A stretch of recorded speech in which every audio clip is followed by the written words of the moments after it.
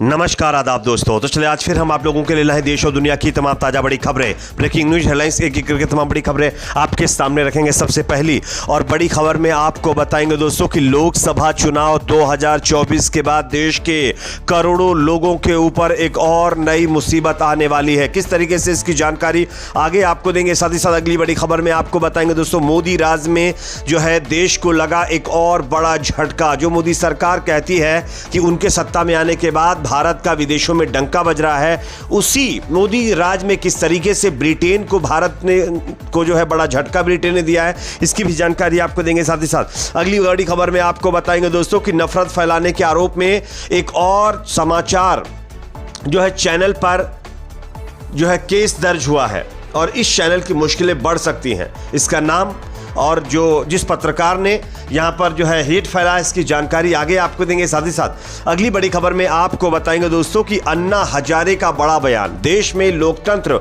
को लेकर चल रहे विवाद के बीच अब अन्ना हजारे नींद से जाग गए हैं और उन्होंने एक बड़ा बयान दिया है। क्या कहा है अन्ना हजारे का बयान भी सुनाएंगे। साथ ही साथ अगली बड़ी खबर में आपको बताएंगे दोस्तों कि अमित शाह की सभा में आने के लिए बीजेपी वालों ने महिलाओं को बांटे थे पैसे। इसको लेकर के खुलासा करने वाले पत्रकार के ऊपर जो है बीजेपी कार्यकर्ताओं ने हमला कर दिया है। आगे इसकी भी जानकारी आपको देंगे। साथ ही साथ गाजा बैटल से बड़ी खबर आ रही है, जहां पर इजराइल के जो यहूदी लोग हैं उनकी एक बार फिर पोल खुल गई है।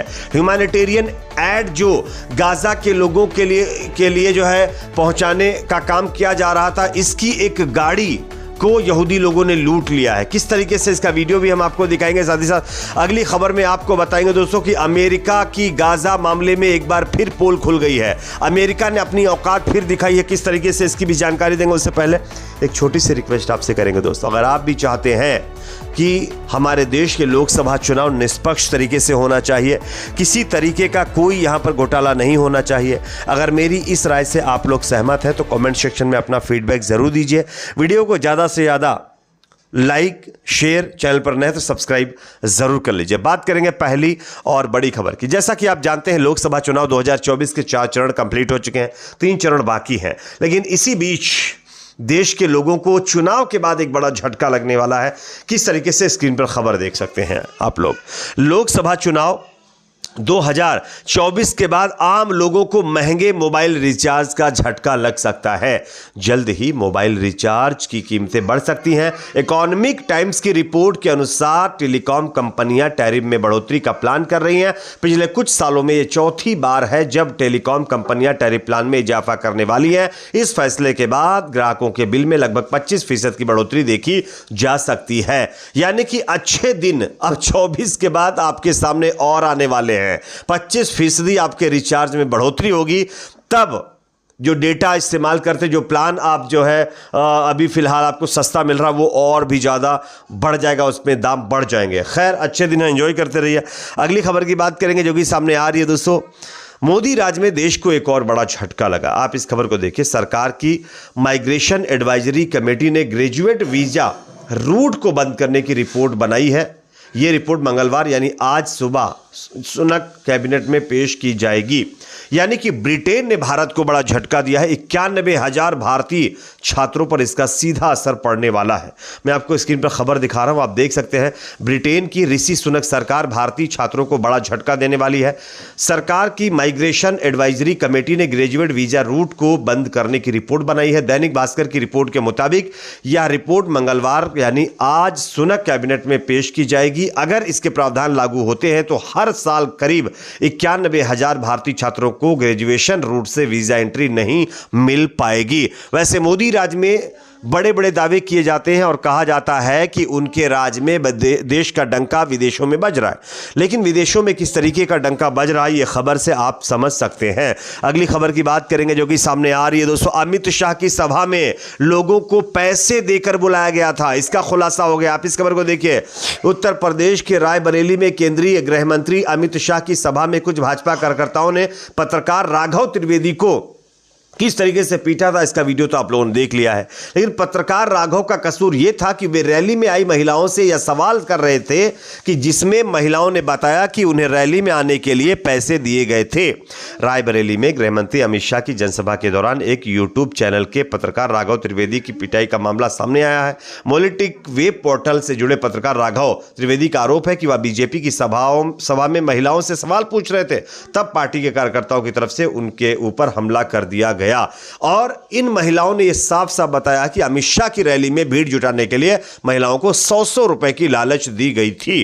तो यह अपने आप में दर्शाता है किस तरीके से लोकसभा चुनाव में बीजेपी रैली में लोगों की भीड़ इकट्ठा करने के लिए अलग अलग पैतरे अपना रही है। अगली खबर की बात करेंगे जो कि यहां पर सामने आ रही है। नफरत फैलाने के आरोप में एक और समाचार या न्यूज चैनल के ऊपर केस दर्ज हुआ है। आप इस खबर को देखिए। खबर कर्नाटक से आ रही है। एक टेलीविजन कार्यक्रम में एक समुदाय के खिलाफ नफरत फैलाने के आरोप में समाचार चैनल और उसके एंकर के खिलाफ एफआईआर दर्ज की गई है। पुलिस के अनुसार हाल ही में हिंदुओं की घटती आबादी और मुस्लिम की बढ़ती आबादी पर एक रिपोर्ट को गलत तरीके से पेश करने पर यह शिकायत की गई है। विगत 11 मई को रात 8:30 बजे प्रसारित एक कार्यक्रम को लेकर शिकायतकर्ता तनवीर अहमद ने यह शिकायत दर्ज करवाई थी। एंकर इकोनॉमिक एडवाइजरी काउंसिल के वर्किंग पेपर पर आधारित एक कार्यक्रम को पेश कर रहा था जिसमें उसने मुसलमानों को लेकर के हिंदुओं के अंदर नफरत भरी थी। अगली खबर की बात करेंगे जो कि सामने आ रही है। अन्ना हजारे का बड़ा बयान है। देश में संविधान को खत्म करने के विवाद के बीच अन्ना हजारे ने पहली बार बड़ा बयान दिया। क्या कहा है आप इस खबर को देखिए। बताया जा रहा है कि सामाजिक कार्यकर्ता अन्ना हजारे ने जो है चौथे चरण के मतदान के बाद मीडिया से बातचीत के दौरान कहा है कि कई मुद्दों पर देश में विवाद चल रहा है। कांग्रेस लगातार बीजेपी पर संविधान बदलने की साजिश का आरोप लगा रही है। इस पर पहली बार अन्ना हजारे ने प्रतिक्रिया दी है। अन्ना हजारे ने कहा है कि अगर कोई सरकार या पार्टी संविधान बदलने की कोशिश करेगी तो देश में आग लग जाएगी। लेकिन क्या संविधान बदलने की जरूरत है? भारत का संविधान दुनिया का सबसे अच्छा संविधान है। अन्ना हजारे ने कहा किसी को भी इसे बदलने की कोशिश नहीं करनी चाहिए।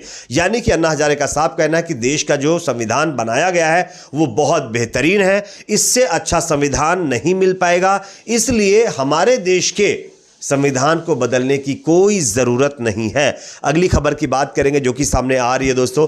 गाजा के अंदर इजराइल हमास के बीच चल रहे मुकाबले में जिस तरीके से इजरायली सेना लगातार पिटती हुई नजर आ रही है, इसके मद्देनजर अब यहूदियों ने ह्यूमैनिटेरियन एड की गाड़ियों को लूटना शुरू कर दिया। आप इस खबर को देखिए। इजराइल के जो यहूदी लोग हैं उन्होंने ह्यूमैनिटेरियन एड ले जा रही गाड़ी को बॉर्डर पर रोक लिया। उसके बाद उसमें किस तरीके से लूटपाट कर रहे हैं, उसको किस तरीके से जो है एक तरीके से अपने कब्जे में ले रहे हैं, इसका वीडियो मैं आपको स्क्रीन पर दिखा रहा हूं, आप देख सकते हैं। अगली खबर की बात करेंगे जो कि यहां पर सामने आ रही है दोस्तों। गाजा के अंदर जिस तरीके का जेनोसाइड इजराइल की सेना कर रही है पूरी दुनिया देख रही है, लेकिन इजराइल ने एक बार फिर अपनी आंखों पर पट्टी बांध ली है। आप इस खबर को देखिए। व्हाइट हाउस की तरफ से फिर कहा गया है कि गाजा के अंदर कोई जेनोसाइड नहीं हुआ है। यानी कि अमेरिका ने अपनी औकात दिखा दी है और उसका जो दोगलापन है वो दुनिया के सामने आ चुका है कि वो कभी कुछ कहता है कभी कुछ कहता है। और जो कुछ भी इजराइल की सेना गाजा में जो है वहां के लोगों के ऊपर कर रही है वो पूरी दुनिया देख रही है, लेकिन अमेरिका को नहीं दिखाई दे रहा है। इस पर आपकी क्या राय कमेंट सेक्शन में बताइए। वीडियो को लाइक शेयर, चैनल को सब्सक्राइब जरूर करें।